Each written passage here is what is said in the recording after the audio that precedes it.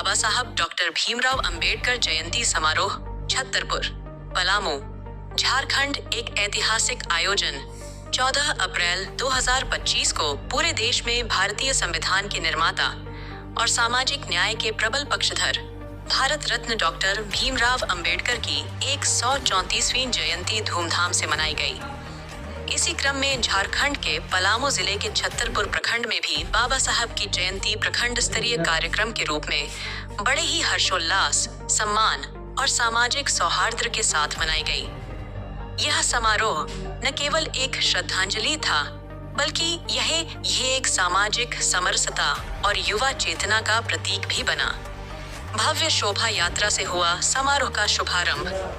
कार्यक्रम की शुरुआत छतरपुर के मुख्य चौक से एक भव्य शोभा यात्रा के साथ हुई, जिसमें हजारों की संख्या में ग्रामीण, छात्र छात्राएं, सामाजिक संगठनों के प्रतिनिधि, बुद्धिजीवी वर्ग, महिलाएं, बच्चे और युवा शामिल हुए। शोभा यात्रा में बाबा साहब की प्रतिमा को फूल मालाओं से सजाया गया था और डीजे, बैंड बाजा, झांकियों तथा हाथ में संविधान और सामाजिक समरसता के नारे लिए युवाओं ने समूचे वातावरण को एक उत्सव में बदल दिया। विशेष रूप से इस आयोजन में युवा एकता मंच पलामू जिला अध्यक्ष सह पूर्व विधायक प्रत्याशी छतरपुर पाटन क्षेत्र से संदीप सरकार जी की उपस्थिति ने युवाओं में खासा उत्साह पैदा किया। वे न सिर्फ शोभा यात्रा का हिस्सा बने, बल्कि उन्होंने अपने भाषण में बाबा साहब के विचारों को आत्मसात करने और समाज में समानता, शिक्षा और संगठन की भावना को मजबूत करने का आह्वान किया। उनका कहना था कि बाबा साहब का सपना तभी पूरा होगा जब हर युवा शिक्षित, जागरूक और समाज के लिए समर्पित होगा। समारोह के मुख्य अतिथि माननीय वित्त मंत्री झारखंड सरकार। इस ऐतिहासिक आयोजन में झारखंड सरकार के वित्त मंत्री एवं छतरपुर पाटन विधानसभा क्षेत्र के लोकप्रिय विधायक माननीय राधाकृष्ण किशोर जी मुख्य अतिथि के रूप में पधारे। उनकी उपस्थिति ने समारोह को गरिमा प्रदान की। अपने संबोधन में उन्होंने कहा, बाबा साहब ने जो सपना देखा था एक समता मूलक समाज का, वह आज भी हम सबके लिए मार्गदर्शक है। उन्होंने न केवल संविधान बनाया, बल्कि करोड़ों वंचितों, दलितों और महिलाओं को आत्मसम्मान का अधिकार दिया।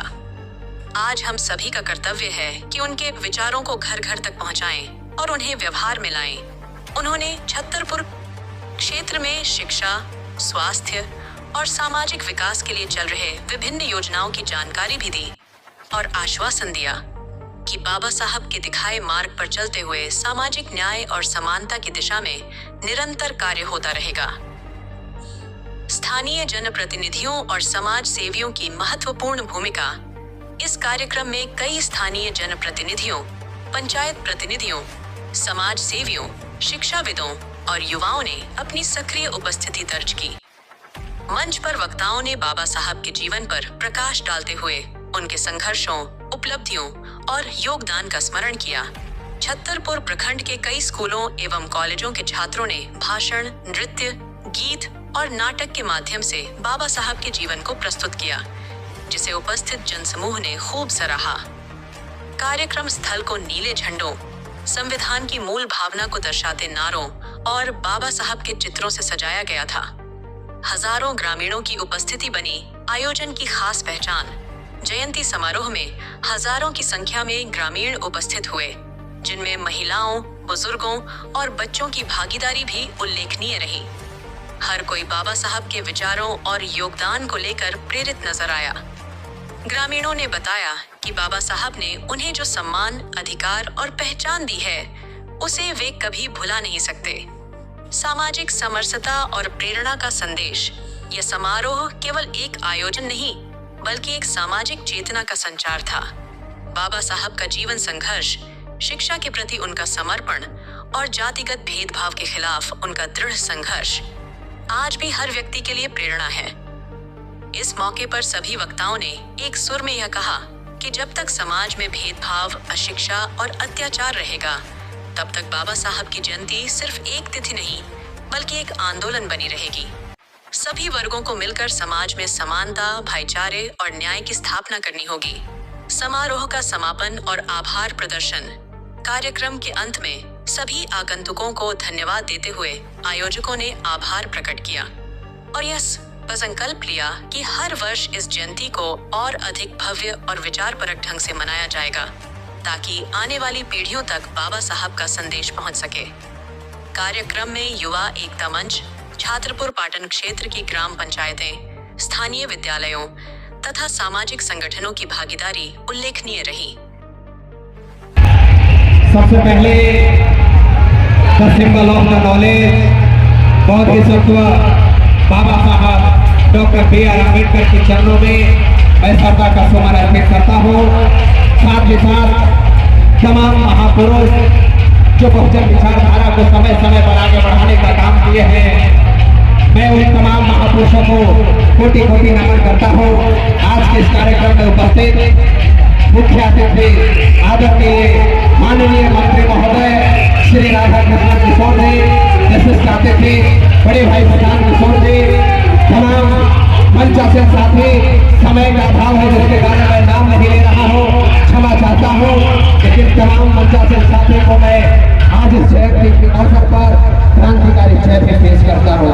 साथियों, समय बहुत कम है, लेकिन इन्हीं समय में मैं विषय वस्तु पर प्रकाश डालना चाहूंगा।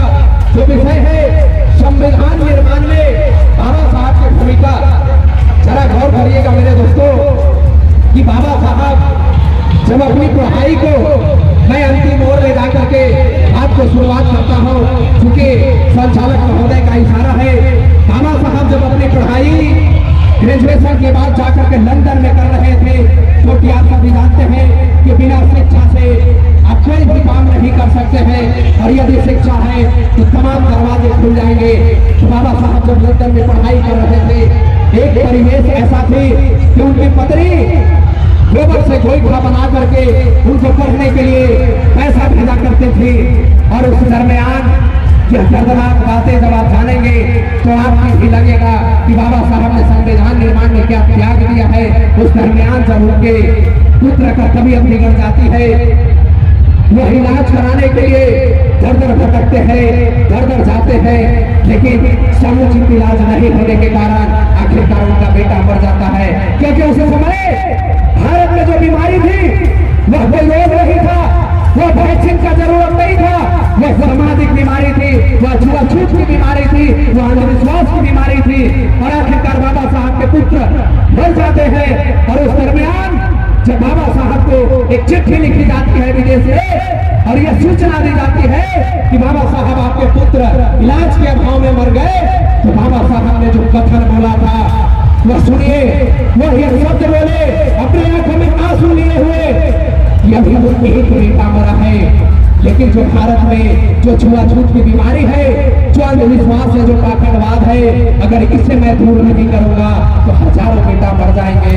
ऐ मेरे साथियों, जो बाबा साहब त्याग करते हैं और अपने बेटे को दफन करने तक नहीं आते हैं, और आखिरकार वह मां अपने आंचल का टुकड़ा मार करके और उस शव में लगा देती है, और वही कफन का काम आता है और उस बेटे को दफन कर दिया जाता है। जरा सोचिए, जब बाबा साहब को मौका मिला तो उन्होंने अपनी कलम की ताकत में द्वेष का भावना नहीं रखा। जरा गौर करिएगा मेरे साथियों, मैं बताना क्या चाह रहा हूँ। आज की जो दौर है, यदि हमारी कोई 100 रुपया चुराती है तो हम उन्हें 500 चुराने में लग जाते हैं। यदि कोई हमारा अपमान करता है तो हम उसके पीछे पड़ जाते हैं। लेकिन जो दौर था बाबा साहब को त्याग को देखिए कि अपने पुत्र को बलिदान दे करके भी जो संविधान लिखा वो सबको बराबर का अधिकार दिया।